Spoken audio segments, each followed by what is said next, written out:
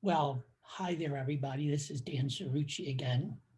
And I'm back here today on the other side of the inauguration that just took place. And we're now in the middle, or it almost feels like we're in the middle. We're in the middle of something really big, but we're at the beginning of the very, very beginning of the Biden administration. And I'm here today to talk to you about the inaugural address, which Biden delivered yesterday under very, very extraordinary circumstances in front of the Capitol with hardly any audience at all and a lot of American flags in place of where there were supposed to be people. Uh, as you know, an inaugural address usually attracts a very, very big crowd. It's a seminal quadrennial moment in American history that go all the way back. Um, Biden, in fact, took the same oath that George Washington took, and that is prescribed in the Constitution. But I want to talk today about Biden's remarks about his inaugural address. And I come at it as someone who's been in the business of public speaking for a long, long time. First of all, I always loved public speaking. I spoke as a youngster in school. I just seemed to have a natural affinity for it and was never hesitant about speaking in front of groups. And then, of course, I went into the public relations business. I wrote hundreds of speeches for people, business leaders, lawyers, judges, community leaders, politicians, all kinds of people.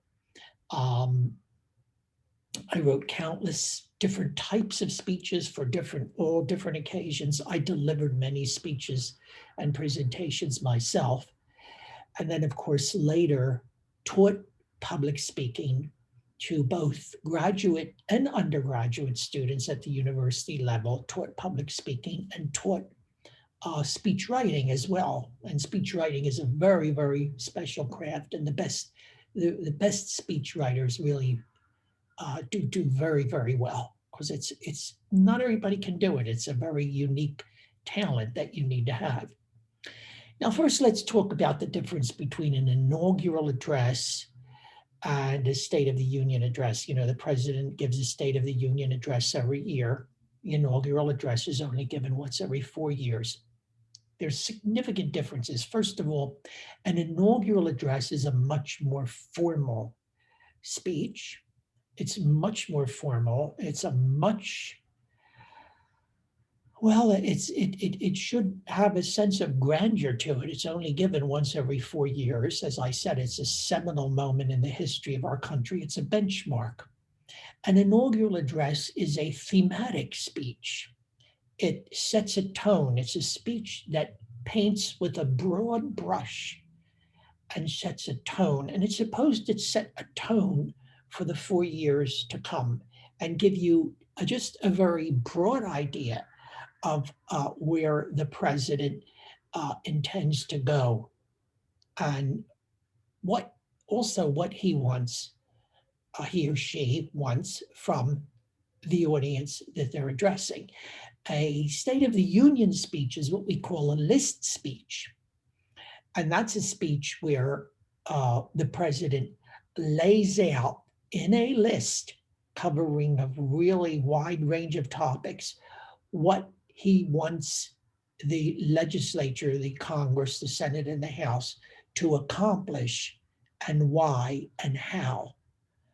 So the State of the Union speech is a much, much more specific speech about exactly what the president hopes to accomplish working with the Congress. And he's trying to get the American people on his side too. The inaugural address is a broader, more thematic speech. It doesn't get down into the weeds. It doesn't get too specific. And it simply lays out a theme by the time the inaugural address is finished. You should be able to summarize the theme of it in a few words, and you should have an idea of the most important thing that the president wants to accomplish and what he's looking for from you, the American people.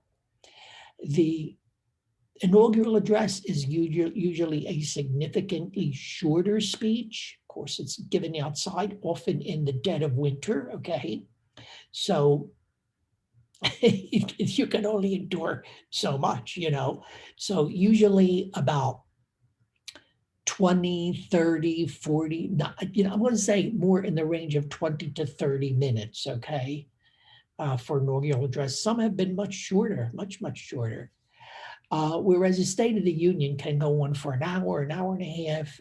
In the case of President Trump, I think he even went on close to 2 hours. Now, that includes, of course, all the interruptions for applause, because the State of the Union address has a lot of interruptions for applause. But let's go back to inaugural address. As an inaugural address, I went over Biden's inaugural address very carefully. And if you were to say to me, well, what was the theme of it? Unquestionably, the theme was unity. It was unity. If you could really summarize it in one word. It was a plea for unity. And this inaugural address was unique in many ways. First of all, it contained many, and it was almost entirely short sentences, some without even having a subject and verb, or a subject or a verb. Very short. Some sentences were only 3 or 4 words. I'm guessing that was because they didn't want the president, I guess, to get long-winded or perhaps even out of breath. When Biden speaks, I'm not going to talk too much about the delivery, but when he speaks, he has a tendency to slur his words together, to speak quickly sometimes at the end of a sentence, as if he can't wait to get over it or get through it. And the words get slurred together in a manner that it sometimes seems that he's mumbling, and you can't sometimes figure out exactly what he said, because there's that kind of tendency in his speech and his cadence. Let me say that Joe Biden has never really been a great orator, okay? He's more of a serviceable public speaker rather than an exceptional public speaker. He was a better public speaker, of course, in his younger years. These days, as we know, he sometimes has some problems and he needs to rely extensively on a teleprompter. So I would put Joe Biden more in a category with George Bush and George H.W. Bush, as George W. Bush and George H.W. Bush as a public speaker. Whereas I would put Ronald Reagan and John F. Kennedy in a category of real performers and orators, in the category of really great public speakers. Okay, FDR, Franklin Delano Roosevelt, John F. Kennedy, Ronald Reagan, great public speakers. Jimmy Carter, Gerald Ford,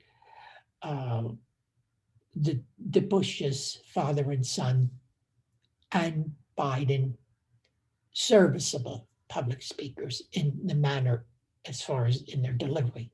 Now let's look at the speech a bit.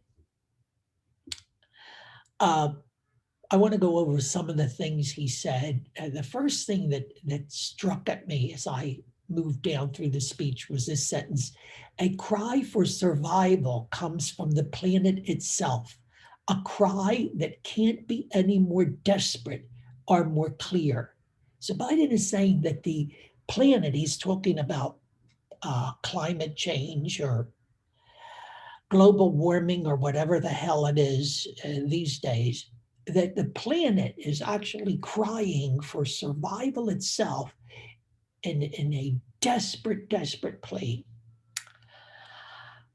Frankly, I thought this sentence was overreaching. Okay. I'm not sure we're quite at that point yet where we're teetering on the brink where the planet may not survive. I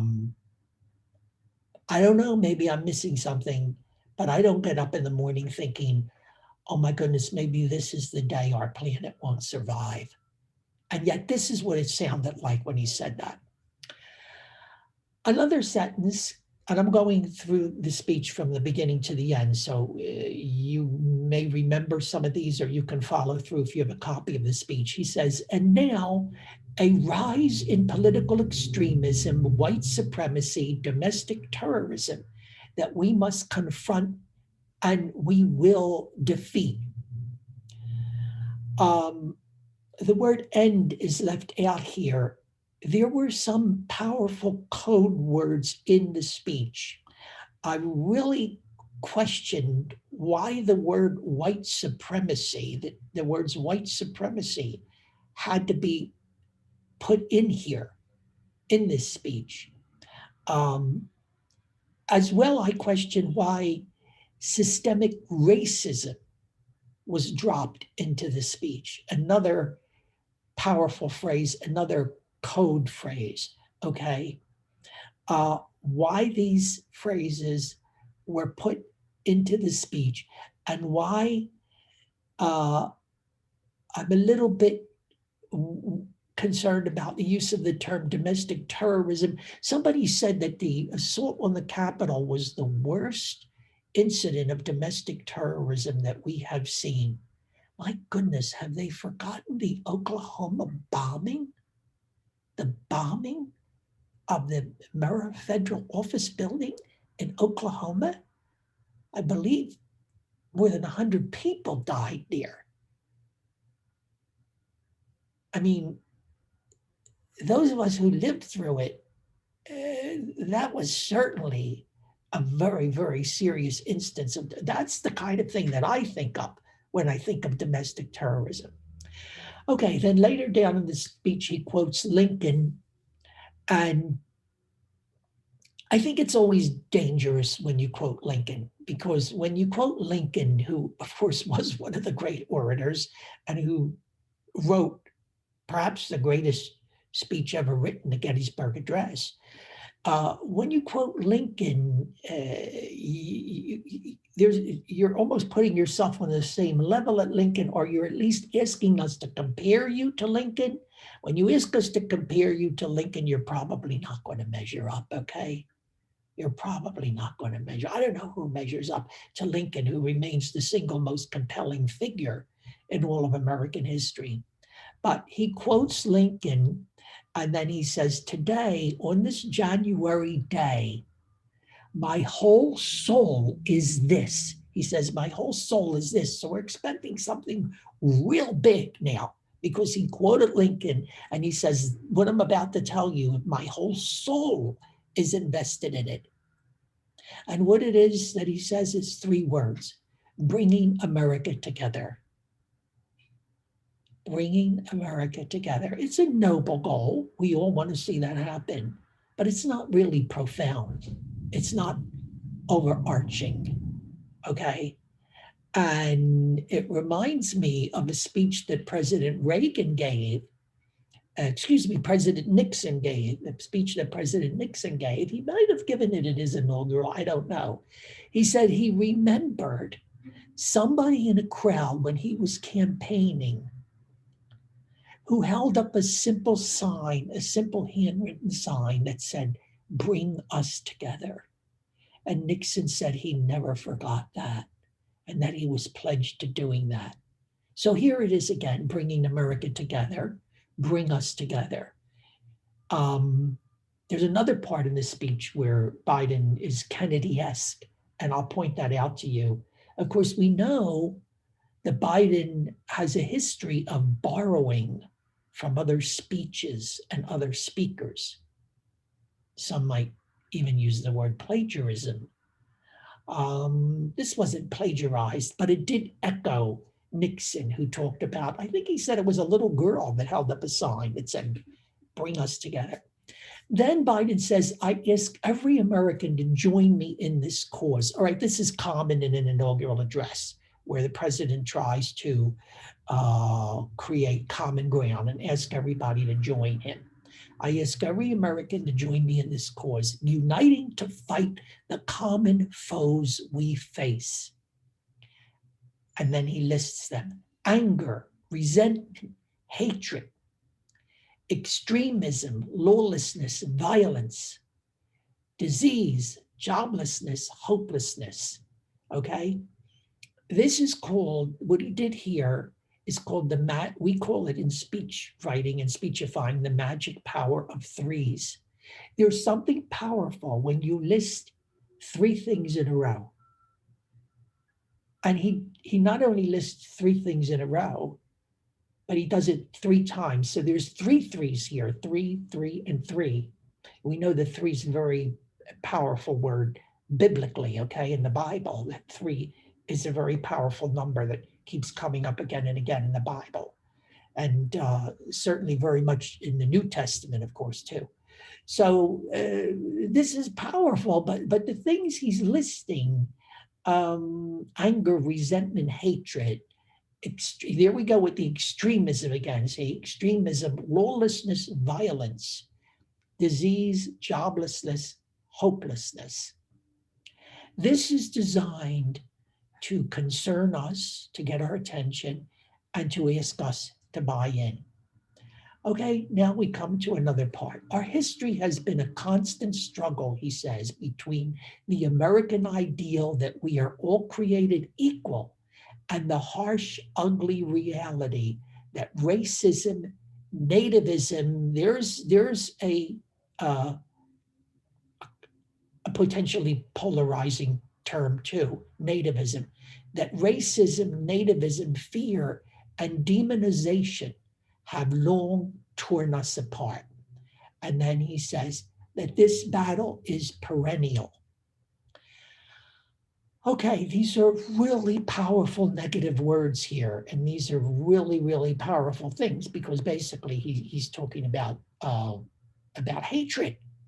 Okay, hatred is a very, very bad thing, but there's some comfort in it, in that he notes that these supposedly ugly things rear their heads in a perennial fashion. What he's also doing here is he's trying to accuse his opponents of the nativism of an earlier time in our history and other periods of hatred that have reared their ugly heads.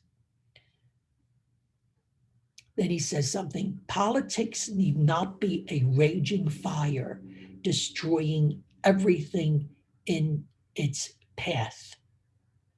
Every disagreement doesn't have to be a cause for total war. Here, I think he's using the imagery of fire to remind us of the fires and the destruction that we witnessed this summer in the riots, okay? And says every disagreement doesn't have to be a cause for total war. He's using hyperbole and exaggeration here to suggest that disagreements, instead of being just polite disagreements, have too often turned into war. The speech seems to be going okay. Like I said, it's a serviceable speech. We don't, I haven't identified anything yet that would come out at you that would be a phrase or a line for the ages. You know, like the only thing we have to fear is fear itself would be a line for the ages. Ronald Reagan, Mr. Gorbachev teared down this wall. That became a line for the ages, okay? JFK, of course, ask not, the famous ask not line. I don't see anything in here like that at this point. Then we have a very awkward line. My fellow Americans, we have to be different than this. I found that line to be somewhat awkward. My fellow Americans, we have to be different than this. I also think that some of his supporters on the left would take issue with the word fellow Americans, because now you have to be gender neutral. I mean, these aren't my rules. These are the rules of the people that elected Biden. So one would think he would be paying attention to them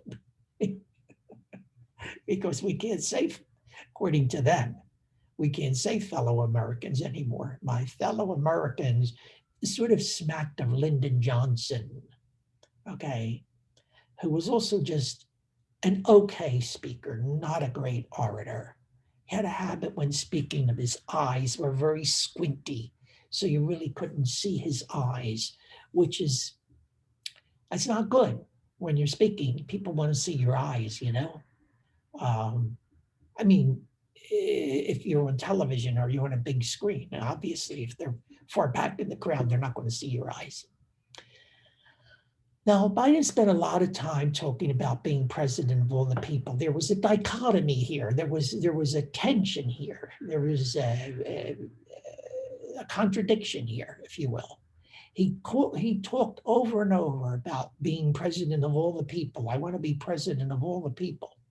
But he was vaguely accusatory of one group of people in his tone, that being the nativists, the white supremacists, the extremists, are pretty much everybody who was not part of his camp. Okay, so there was a tension there about wanting to lead everybody, but not being critical of both sides, pretty much being largely critical of one side that he focused his ire on. So he comes to this part. He says, to all those who supported our campaign, I am humbled by the faith you have placed in us. To all those who did not support us, let me say this. Hear me out as we move forward. Take a measure of me and my heart. Hear me out as we move forward. Take a measure of me and my heart. Okay, if he was a relatively new person on the scene, as Donald Trump was 4 years ago, in other words, a relatively new person to politics, a relatively new person in this role. Donald Trump wasn't new to the spotlight, but he was certainly new to politics. He had never run for office before, and he had never gotten involved in this way in politics. If Biden was a relatively new person to the scene, we might be able to buy this. Hear me out, take a measure of me and my heart. But he's not new. He's been in politics. He's been a public figure in politics for 50 years, for half a century, perhaps longer than any other president who has ascended to the office. And so what are we supposed to do? Maybe he should have said, look at me anew, because I don't know anybody who hasn't taken a measure of him and thought about his heart and soul and so forth. And then after he said that, he said, and if you still disagree, so be it. So be it. Now, I found that to be rather flat and benign, and I didn't know what to make of that, because you would think that if you disagree with him being the president of the United States, you would think that he would still try to win you over. He would still want you to come along. He would try to accommodate you, especially if there were like 74 million of you. He would try to accommodate you. He would try to maybe adjust a little bit to, maybe he could shave off some of that 74 million, 5 million, 10 million, 20 million, who the hell knows? But he says, no, he said, if we still can't agree, then so be it. So be it. But then he says, disagreement must not lead to disunion. Disagreement must not lead to disunion. Well, I understand what he meant, that we're all supposed to be Americans, even though we disagree. But that could be misinterpreted by some people. Because there's never going to be union between Democrats and Republicans. There's not going to be union between liberals and conservatives, in the sense that they're not going to be united. They're not going to join together as one, except in certain extraordinary circumstances. So I guess that's what Biden was talking about, is extraordinary circumstances. Like, for example, if our country is attacked as it was on 9/11, we would hope everybody would be in union, would be united in a situation like that. But I found it a little bit confusing. Then he quotes St. Augustine, and he refers to St. Augustine as a saint of my church. St. Augustine, a saint of my church. I don't think it was necessary. A reasonably intelligent audience, and you shouldn't insult the intelligence of your audience, a reasonably intelligent audience should know that St. Augustine is a saint, and that therefore he's a saint of Christianity. Of course, as far as I know, Christianity are the only ones that have saints. Okay. But Biden, I guess, felt he needed to say that for political correctness. So he quotes St. Augustine. But I felt that this was very, very tricky and not advisable for Biden, who purports to be a devout Catholic, but favors virtually abortion on demand. Okay? Favors pretty much abortion on demand, has supported abortion for a long, long, long time, welcomes those who support abortion,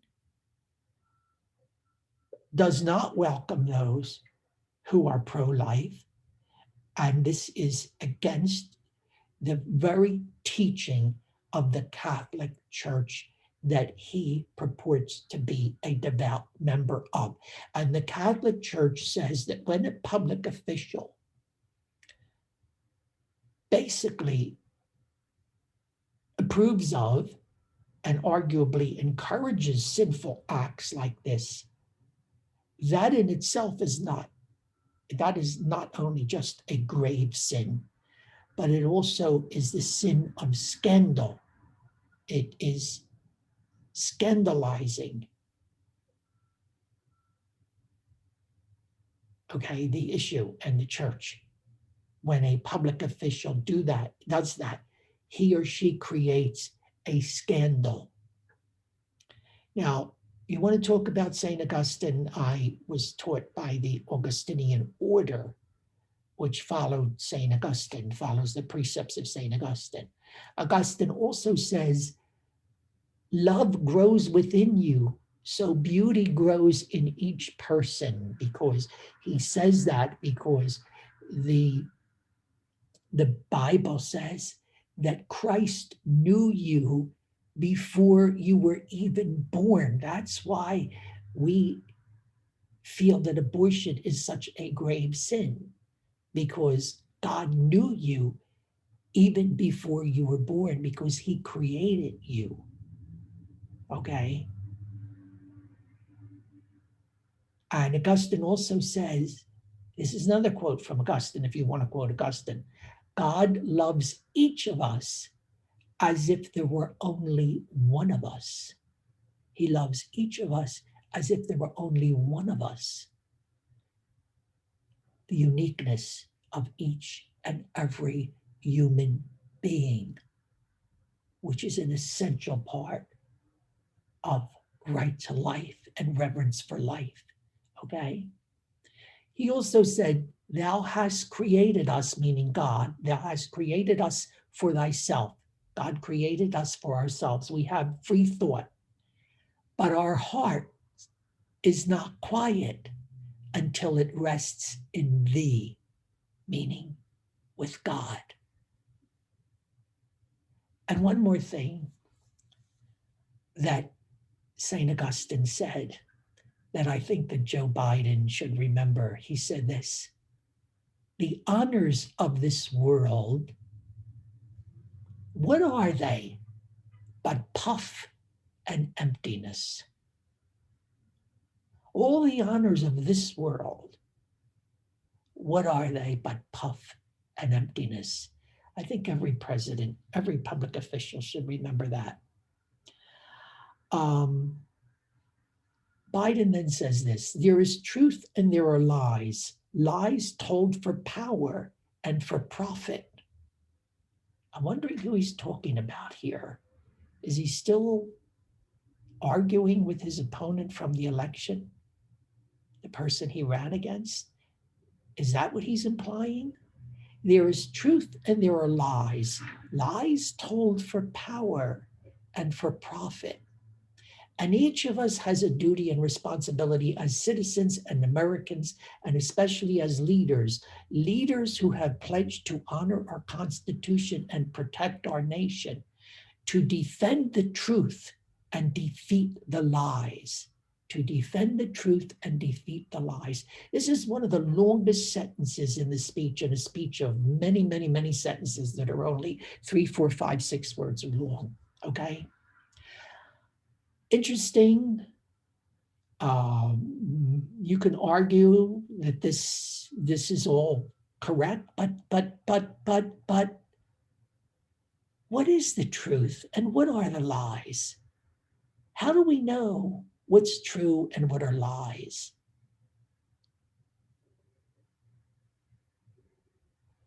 We have a responsibility to defend the truth and defeat the lies.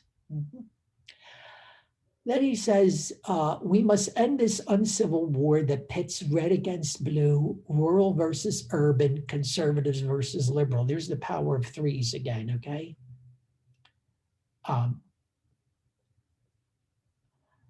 We can do this. Now, this is a good phrase here that he uses.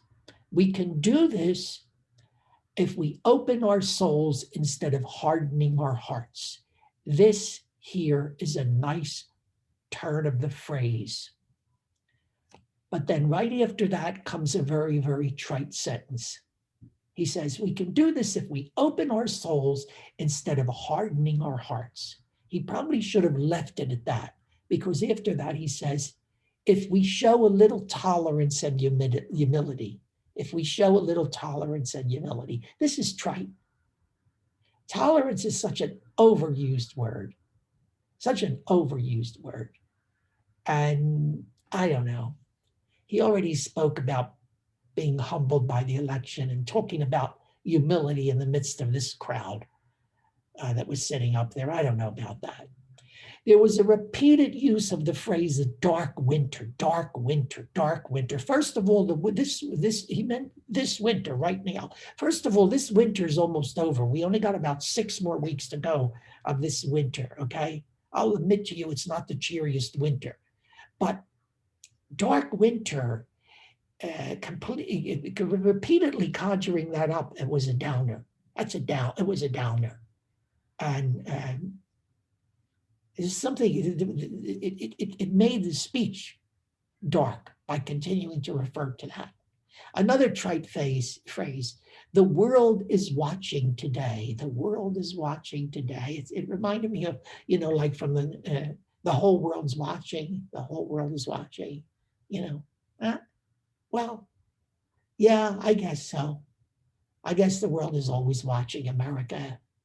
If we worry too much about the world thinks, we might not ever get anything done, So if we're a world leader, I guess the world is watching, okay?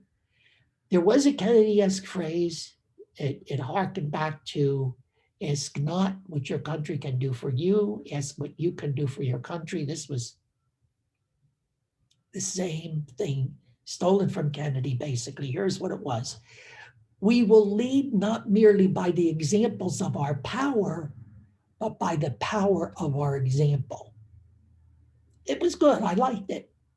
But it was, it was from Kennedy. We will lead not merely by the example of our power, but by the power of our example. It also reminded me of something that George W. Bush once said, which was, we will bring our enemies to justice, or we will bring justice to our enemies, but justice will be done.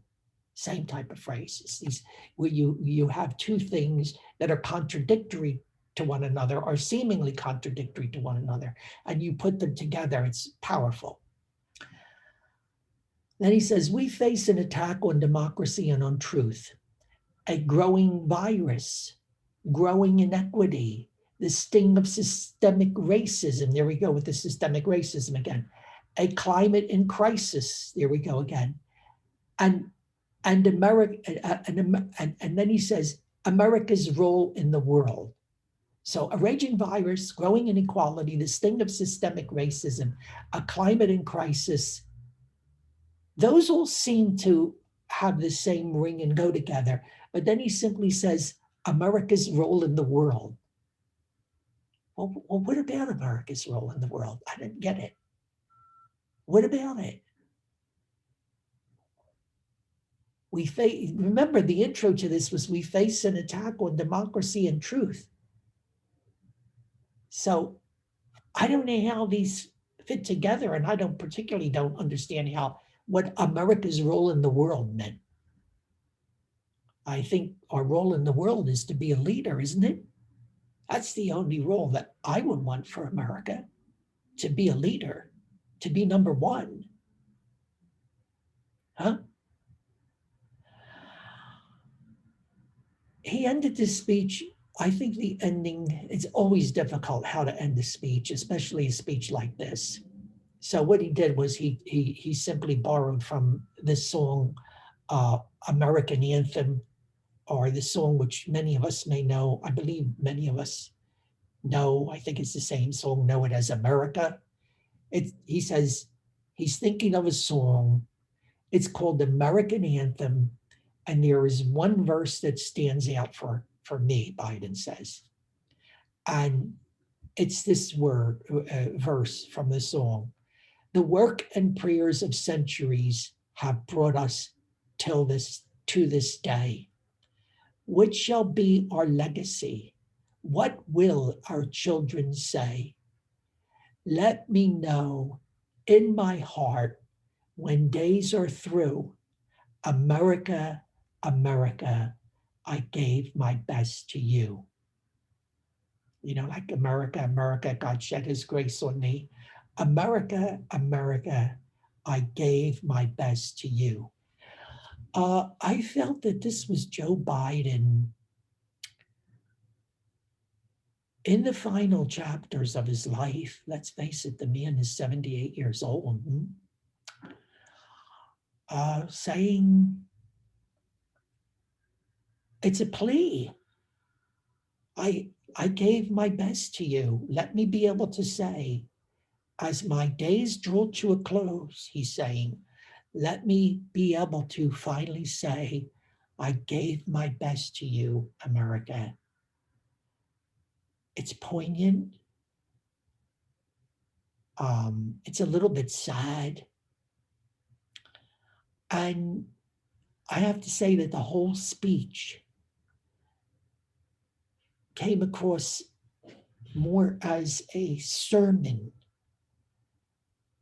than a speech, more as a sermon, and a rather sober and at times sobering and perhaps even dark sermon. Now remember, I have not tried to comment too much here on the delivery of the speech. This is an examination, or was an examination of the nuts and bolts of the speech itself. And that's my assessment of it. And great chatting with you. And let us all pray for our country. Let's keep our whole country and all of its people in our prayers as we move forward. And let's hope that this so-called dark winter isn't too cold and too chilling, and that we get through it, okay? God bless America, everybody. Bye.